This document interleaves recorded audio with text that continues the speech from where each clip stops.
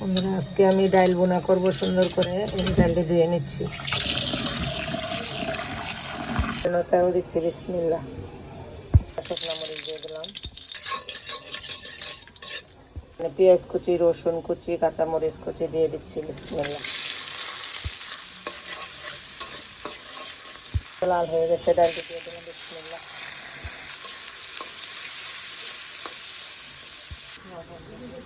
হলুদ দিলাম, তেজপাতি সুন্দর করে ডালটা নাড়া দিচ্ছি।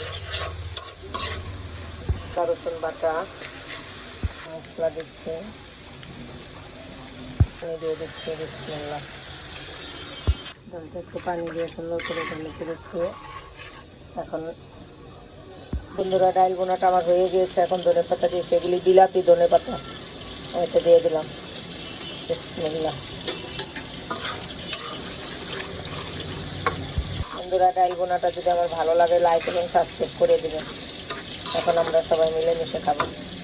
এটা ডালটা আমি সুন্দর করে বেড়ে নিয়েছি বন্ধুরা।